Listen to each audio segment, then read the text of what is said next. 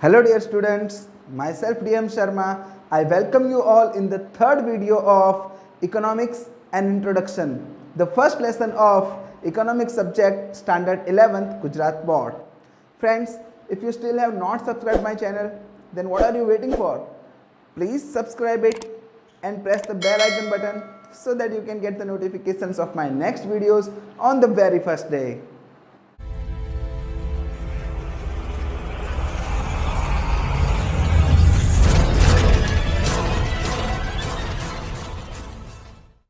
Friends, in the last video, we have studied about the definition of economics by Adam Smith, Professor Alfred Marshall, Robbins and Samuelson.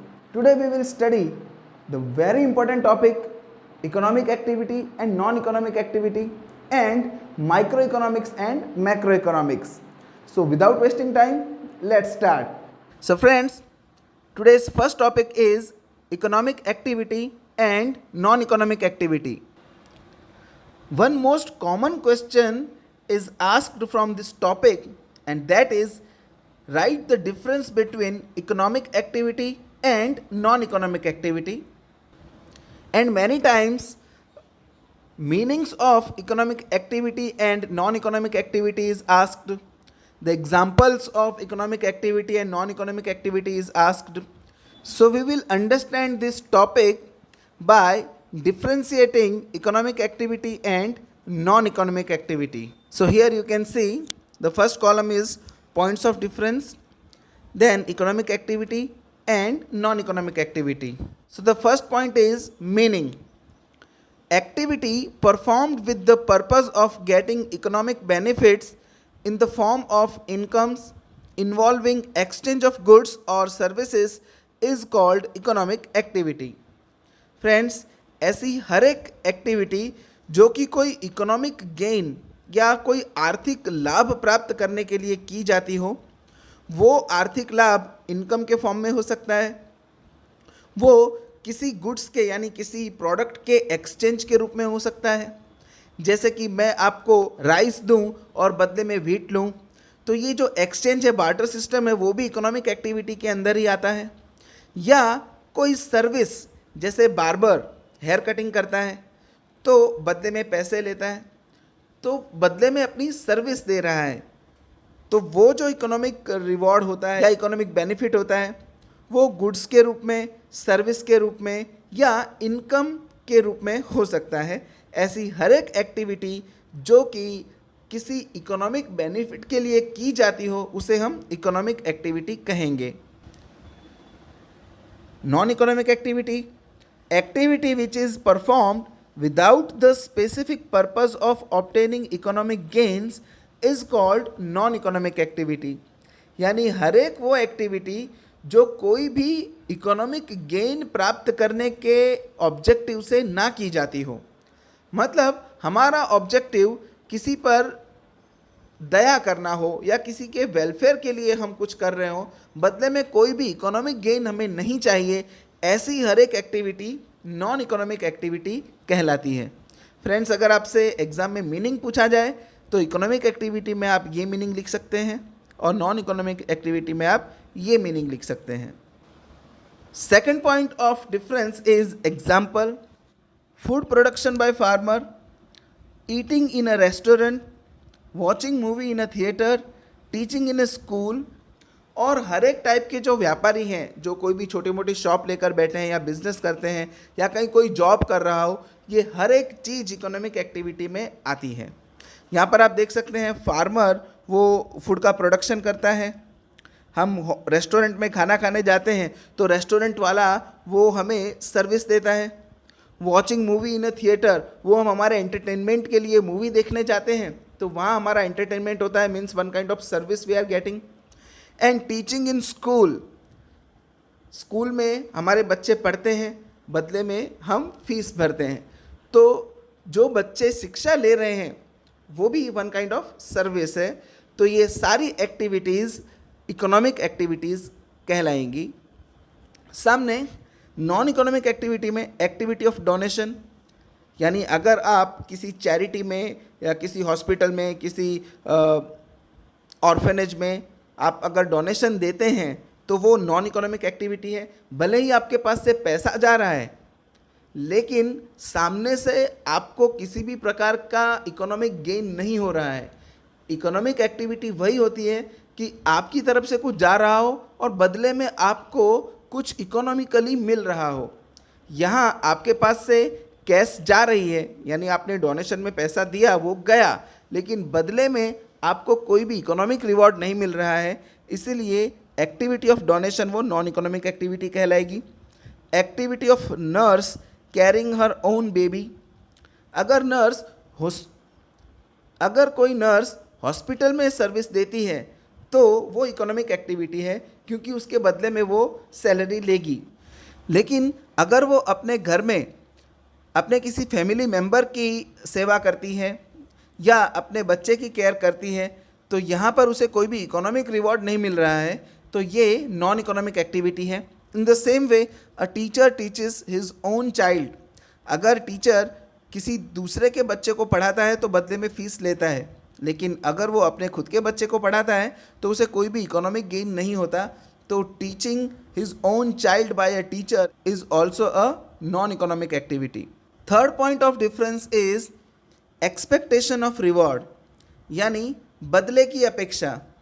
तो economic activity is carried out with the expectations of reward like salary, wages, profit, interest, commission, rent, etc.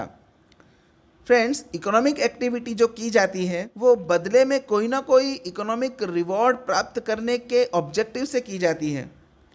वो reward salary के form में हो सकता है। Suppose कोई person कहीं पर जॉब कर रहा हो तो बदले में वो सैलरी लेगा। कोई मजदूर कहीं पर मजदूरी कर रहा है तो बदले में वो वेजेस लेगा। कोई बिजनेसमैन अगर बिजनेस करता है तो उसकी एक्सपेक्टेशन होगी कि वो प्रॉफिट गेन करे। अगर किसी ने अपना पैसा कहीं इन्वेस्ट किया है तो उसकी एक्सपेक्टेशन होगी कि उसे इंटरेस्ट मिले। अगर कोई किसी का कोई काम करता है तो बदले में कमीशन लेना चाहेगा। अगर कोई अपनी लैंड या बिल्डिंग किसी को रेंट पर देता है तो वो चाहेगा कि उसको रेंट मिले। तो ये सभी किसी न किसी रूप में इकोनॉमिक गेन प्राप्त करने के ऑब्जेक्टिव से या प्राप्त करने के एक्सपेक्टेशन से की जाने वाली एक्टिविटी है, इसीलिए ये इकोनॉमिक एक्टिविटी कहलाएंगी। वहीं non economic activity is carried out without any kind of expectation, यहाँ पर किसी भी प्रकार की एक्सपेक्टेशन नहीं होती।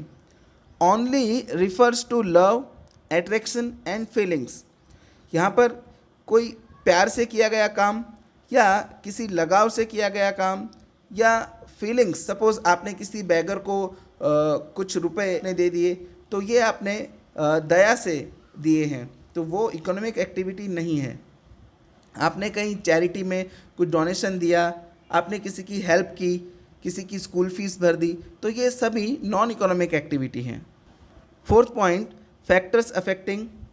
So economic factors and market factors affects economic activity, while feelings, humanity, responsibility towards nation and religion factors affect non-economic activity. तो economic factors यानी कुछ अर्न करने के ऑब्जेक्टिव से किए गए कोई भी एक्टिविटी, कोई भी कार्य, वो इकोनॉमिक एक्टिविटी को अफेक्ट करते हैं। वहीं नॉन इकोनॉमिक एक्टिविटी को फीलिंग्स, ह्यूमैनिटी यानी मानवता, रिस्पॉन्सिबिलिटी टुवर्ड्स नेशन यानी हमारे राष्ट्र के प्रति हमारी जवाबदारी, रिलीजियन फैक्टर यानी कोई धर्म। सपोज़ हम किसी मंदिर, मस्जिद, गुरुद्वारे या चर्च में हम कुछ डोनेशन दें तो ये रिलीजियन फैक्टर्स हुआ।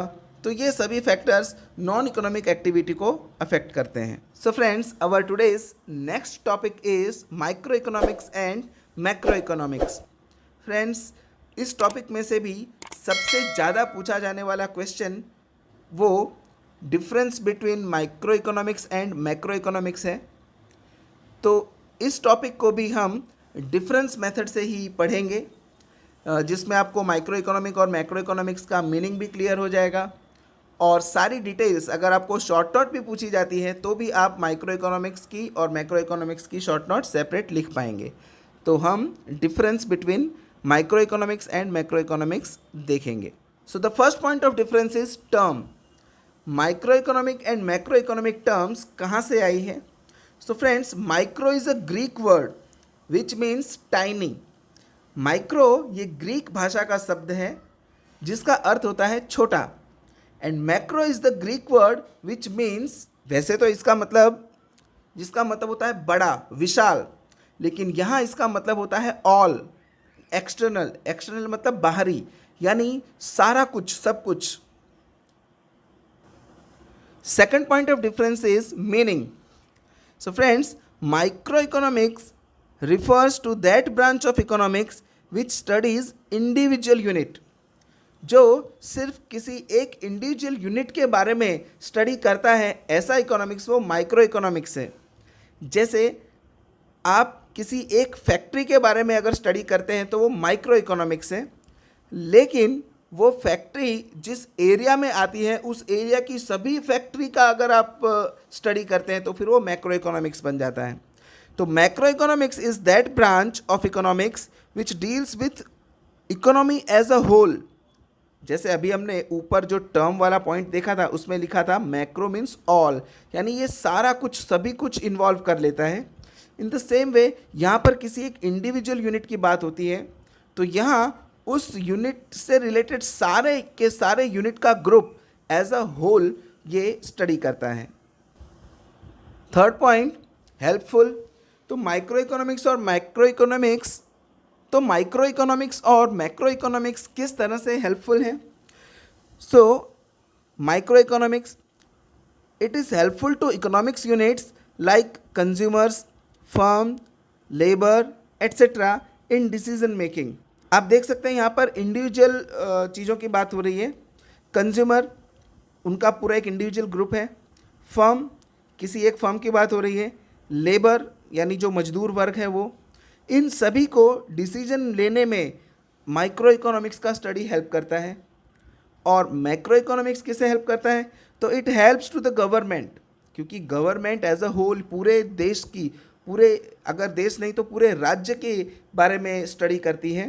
तो गवर्नमेंट को एंड इकोनॉमिक इंस्टीट्यूशंस, जो आर्थिक संस्थाएं हैं, उन्हें कैसे हेल्प करती है? In the policy making and decision making, यानी गवर्नमेंट को या इकोनॉमिक इंस्टीट्यूशन को पॉलिसी बनाने में या डिसीजन लेने में मैक्रो इकोनॉमिक्स हेल्प करता है। Fourth point, concern with. So micro economics is concerned with single economic variable such as demand, price, consumer, etc. While macroeconomics is concerned with aggregate of economic such as national income, aggregate savings, aggregate production, etc. यहाँ पर किसी individual की demand या price या consumer का study हम करते हैं, लेकिन यहाँ एग्रीगेट यानी टोटल उस इलाके का, उस एरिया का ओवरऑल जो सेविंग्स है या ओवरऑल नेशनल इनकम, आप समझ सकते हैं पूरे देश की बात हो गई यहाँ पर। तो एग्रीगेट सेविंग्स, एग्रीगेट प्रोडक्शन, यानी यहाँ पर ओवरऑल जितने भी यूनिट्स उस टॉपिक से रिलेटेड हैं उन सभी का स्टडी यहाँ पर होता है। Fifth point, centre point of study. So the centre point of study is an unit.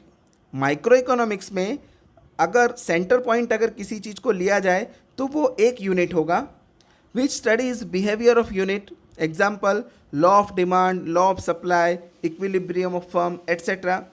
वहीं यहाँ पर जो सेंटर पॉइंट है वो whole activity which studies overall activities, जैसे कि एग्रीगेट एम्प्लॉयमेंट। यहाँ पर हम किसी एक की एम्प्लॉयमेंट के बारे में बात करेंगे, लेकिन यहाँ पूरे नेशन की एम्प्लॉयमेंट या अनएम्प्लॉयमेंट के बारे में डिस्कशन होता है। नेशनल इनकम, यहाँ पर हम किसी एक की इनकम के बारे में बात करते हैं, यहाँ पर पूरे राष्ट्र की इनकम की बात हो रही है। जनरल प्राइस लेवल, यहाँ पर किसी इंडिविजुअल प्रोडक्ट या किसी इंडिविजुअल फर्म की प्रोडक्ट के प्राइस के बारे में डिस्कशन होगा, लेकिन यहाँ ओवरऑल जनरल प्राइस लेवल का डिस्कशन होगा। तो यहाँ पर जो सेंटर पॉइंट है वो कोई एक यूनिट होता है और यहाँ ओवरऑल द होल एक्टिविटी वो सेंटर पॉइंट पर होती है। Six point, scope. तो आप देख सकते हैं scope of micro economics is narrow, यानी इसका स्कोप छोटा है क्योंकि यहाँ पर सिर्फ सिंगल यूनिट की ही बात होती है। और यहाँ scope of macro economics is wide, ये काफ़ी विशाल है क्योंकि यहाँ पर ओवरऑल एग्रीगेट डिस्कशन होता है, तो इसका स्कोप ज़्यादा बड़ा है। And theory, Microeconomics is called theory of price and macroeconomics is called theory of income. So friends, we stop here today. I hope you all have understood all the topics that we discussed today. In the next video, we will study presentation of information or data in economics. So till then, keep studying and stay at home. Goodbye.